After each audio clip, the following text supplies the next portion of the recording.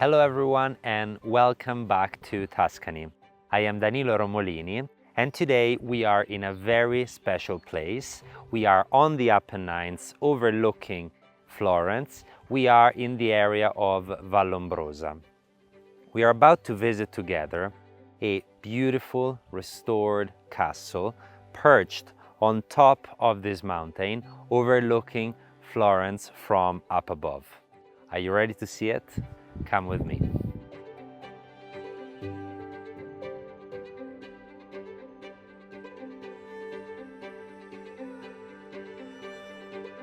Set in the Apennines close to Florence, Vallombrosa is famous for its rare biogenetic forest and it's home to Italy's tallest Douglas fir, and as well is famous for its rare mix of conifer and broadleaf trees. Centered around the 11th century Benedictine abbey, founded by Giovanni Gualberto and later expanded in the 15th century. Vallombrosa has inspired poets like Milton and attracted notable visitors throughout history. Today, it remains a peaceful natural reserve and a spiritual retreat, celebrated for its rich biodiversity and cultural heritage. Welcome to the Castle of Acquabella, a masterpiece from the Florentine architect Corinto Corinti, designed in 1879. He was one of the key figures of the 19th century historicist revival in Italy. Commissioned by Elizabeth Woodbridge and Count Antonino Pio Resse, the castle was conceived as a total work of art, blending Neo-Gothic architecture with handcrafted arts and crafts for the interiors, reflecting a deep appreciation for medieval aesthetics and artisanal detail. The castle is about 3,330 square meters in internal spaces, with additional volumes of about 750 meters that can be rebuilt. It is included inside an incredible 4 hectares park, and all of this perched in front of the most incredible views of the valley and Florence to the left. Around half of the internal square meters of the castles has been completely renovated, so about 1,500 square meters. Right now, they have maintained all of the original features with frescoes, vaults, and it's been beautifully furnished. The castle in that section currently includes 6 bedrooms, and the other half is another more or less 1,500 square meters, so restoring the whole property, it could also be interesting as an accommodation business. In that case, you could realize over 35 bedrooms in the property. All of the roofs have been completely renovated, and as well all of the window fixtures. On this building that you see right behind me, we are on the back side of the castle. We find 200 square meters of internal space organized in one large room, making this building ideal for organization of events. On the roof, there is an approved project for a 20 kilowatt photovoltaic system. Let's now have a look at the internal courtyard of the castle. You can see it can be accessed by this large gate on the side, and as well has several accesses internally from the castle. This is great because we are still outside, however, you are protected by the walls of the castle, so it's a very intimate location. It is also important for internal light for the property, and it's typical also of palazzos and buildings in the city centers. Such a thick and large building gets internal light as well as external light. There is also a project to close this internal courtyard with a glass, making this also usable in the colder months. Welcome inside the castle. We are currently on the ground floor. This is the main entrance. As you can see, it's been restored to a beautiful level, maintaining all of the original details and characteristics. Starting from the tiles, they are all original and different in each room. Looking up, you notice the walls with the original colors which have been scraped and brought back to light. Each room has a different color and they gain this beautiful patina which gives it much more charm. As we look up, you will notice there are lots of details hand chiseled from Pietra Serena stone. As well, lots of the doors are made with Pietra Serena. As we keep going, we will see all of this ground floor, which shows mostly living spaces and reception rooms. From here, we can begin on this side to the main living area. Welcome to the main living area. There are multiple reception spaces in the castle, but this is probably where you would welcome your guests as soon as they walk in. Starting from the floors, that they're made of dark wood boards, very charming, and going up you notice this red color which is original, and finishing on the ceilings with these incredible vaulted arches. The room is also beautifully furnished in line with the style of the castle. There are two windows overlooking the front garden, the private park, and the whole valley in the back. From the sitting space, but as well from the main entrance, we can enter onto the next room, which is the dining area. Also here we find impressively tall ceilings and all of the coffered ceiling details, handmade and carved out of wood throughout the whole ceiling. On the floor we find as well the wood board in dark wood like the main living area, and then we have this large table ideal to host nice dinners in this room. It has two windows on this side, another one over here, so lots of natural light. There is a working fireplace, and on this side there is another exit to the park, so you can walk out, and if you arrange an outdoor area, it can be beautifully connected to go outside.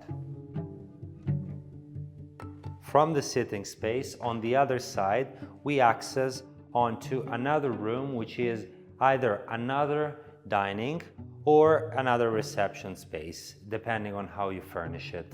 This faces the front side of the castle. You have the most incredible views on the valley from here that you can see through this door. This room is connected through this door to the main kitchen on this floor, while this other door is beautifully matching the other symmetrically, but is actually just storage with shelves. This room as well has the same woodboard floors, and as we look up, you notice that each room has a different color. They are original colors and they're very stylish, very elegant. And as well, the vaults made out of stone on the ceiling. Welcome to the ground floor kitchen. As you can see, the floors are original with this very nice checkered pattern with red and white stone. Going up, we find these walls with this sage color, and the kitchen is beautifully furnished. Also here we have the vaulted arches, two windows overlooking the front garden. The kitchen is connected to this side, to the dining area, and as well to two bathrooms that can be used by all of the ground floors. On this other side, there is a spacious room which could be ideal as a pantry room, while on this other part, on my left, we access onto the loggia of the castle, which I will show you now. I believe this is one of the most beautiful spaces in the property. It is flooded with natural light coming in from the central courtyard that we have seen earlier. Through these large windows and doors, you can enter into the courtyard, so this space is really blending well with the external spaces.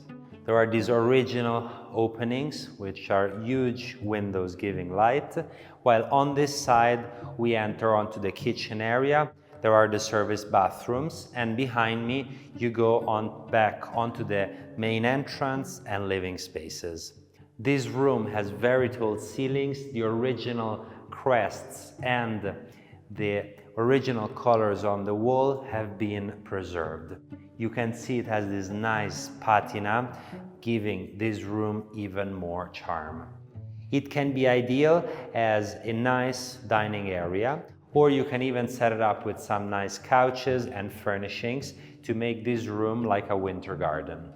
We're back by the entrance, which is right here to my left, and on this side we go through the staircase up to the first level.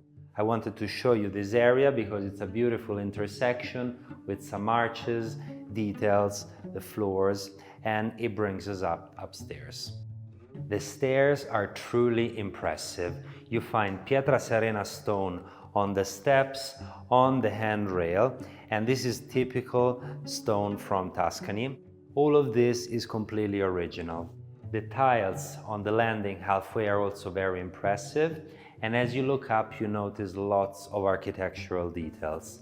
The columns, the hand-chiseled parts of Pietra Serena, the work on the ceiling, which is all coffered ceiling made out of wood, and you will see these windows that are matching these arches on the other side that are original. They're made out of glass and lead, and it's the original and antique way to make windows.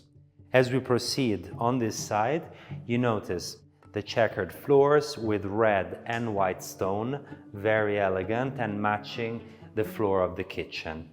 This, where I'm walking, used to be the former library of the castle. Right now it's not furnished as a library, but you can imagine shelves here full of books and with paintings at the center, and it connects in the end to the second wing of the castle, the additional 1,500 square meters that need restoration. This room in a hotel project was ideal to make entrances to separate bedrooms. On this floor we find mostly bedrooms. Right now we are opposite to the library, which is right in front of me, and on this side we find the access to the current bedrooms. So to my left you find a room which can be used as a bedroom, however it would probably most be suitable as an office space. By the way, here you can look up and you are amazed anywhere you look by incredible original details. We enter through this door and we find probably the largest suite of the house. This is the master bedroom. Starting from the floors, you find the dark wood boards like we found downstairs. And the bed is at the center. There is a sitting area over here and even a working fireplace. The ceilings are really tall. They are probably 4.5 meters tall. They are coffered, original, and with these beautiful beams with details. There are 2 doors that are original and can be opened, and you will find a wardrobe inside. On this side you have an ensuite bathroom here and another one on this side. From this window you have the most outstanding views of the valley and of Florence to the left. While through this other opening we exit onto the outdoor terrace, which is on a corner of the castle, and it's very tranquil, very intimate as a location in the property, overlooking the park, and it's a perfect addition to complete such an incredible room. Right next to the primary bedroom, we find this other space. Currently, it's arranged as an office. However, you could even put some shelves and some wardrobes and make it into a walk-in closet. By the way, each of these rooms is connected to the next with several doors. So by closing one door and opening another, you can really create a different layout and make this space very modular. In fact, from that room, you have, if you like, connection to this other bedroom, which otherwise would be independent through this opening right here. This is the second bedroom of the floor. It is a little more contained, however still very large for a bedroom. Tall ceilings, all of the most impressive paintings on the walls, which are all original, coffered ceilings all over, and woodboard on the floor. Also here we have the most incredible views outside. And in the end, through this opening, we have a large bathroom which takes up the whole width of the bedroom. It has a shower, it has this nice red color, and even in the bathroom we find the coffered ceilings. We're back in the primary bedroom. On the other side, it accesses this other little room, which as well could be used as an office. It has access to the terrace that we've seen, and I wanted to show you one of the several architectural beautiful arrangements that you see with this enfilade of doors that matches perfectly the door at the end of the library. Here we are in the third bedroom, also here full of details. As you can see, it tightens in this side with two beds. It could also fit very well one bed, and it makes this room more cozy, more intimate. Also here tall ceilings with the coffered ceilings, and we have a beautiful stove which is handmade in this corner, perfect for the winter, and the bathroom on this side. We will now have a look at the third floor of the castle. We get there through this second staircase, as the other one we've seen finishes on this level. This is also a beautiful staircase. It is more contained, completely original, with Pietra Serena steps, these wrought iron handmade parts over here. There are probably, I would say, over 100 of them if you look up at the whole height and depth of the stairs, and each one has been made with this head of a dragon, completely handmade. It's really, really impressive. The staircase is a spiral staircase. It doesn't, however, hold on a central column like they usually do.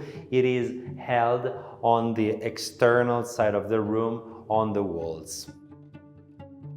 We are now on the third and last floor of the castle. This is a guest apartment, and it always used to be a guest apartment, even in the old times. We access it through the staircase that we have seen just now. As you get here, you will notice instead here we have terracotta floors, but still these beautiful coffered ceilings. From the entrance, we have the first bedroom to my left, with its bathroom to the right. And as we keep going on this side, we will find another bedroom, which is a single bedroom with its bathroom over here. This other room, which is a nice room because it has a window overlooking the floor below. And finally, one of the most interesting rooms of the whole castle. This is an alcova, so you have this space which is tucked in on the sides and creates this very cozy and intimate area. You have the ceilings, which are original, made out of wood.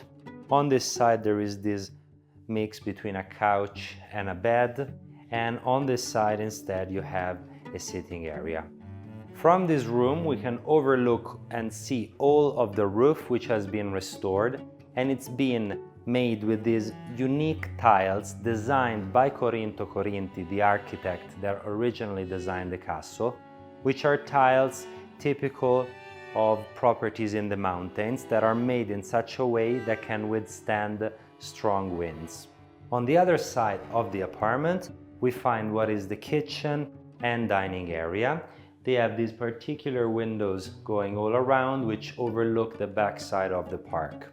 While through this room, you can find another space that can be suitable as an office area, perhaps. Now that we've seen all of the restored part of the castle, and you've seen how incredible it looks once it's done and it's ready, I just want to mention and show you a few of the rooms that still need restoration. We're now on the ground floor. On my back you can see the loggia. From here you can enter through these steps. You go to the level below. It has some incredible cellars that, if you do a larger project, perhaps an accommodation business project, it could be ideal as a large spa or as a gym. As well, they could be the same spaces if you use the property as a private residence. While through this door, you find another one of the most impressive rooms of the castle. This in the project of a boutique hotel could be ideal as a main reception area. As you enter and you have the reception desk here, it overlooks the central courtyard of the castle, and you have the most impressive arches and details on the ceilings. As well, you could restore this room as a portion that can be added to the rest of the restored parts, and it can be a grand living space for the rest of the house.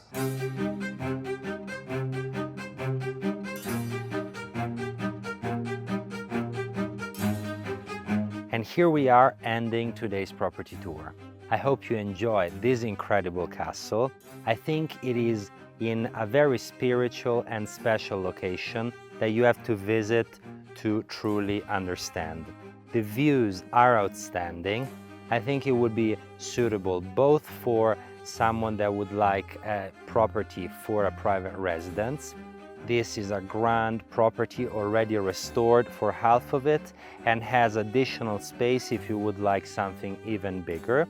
Or as well, for someone that would like to invest into an hospitality project, you could make 35 or more bedrooms in the property, and in this location I'm sure every guest would fall in love. I hope you enjoyed it. Please let me know if you have any comments in the comment section below. We look forward to hearing from you. Subscribe to the Romolini channel for the best homes of Italy every week. Until next time, ciao!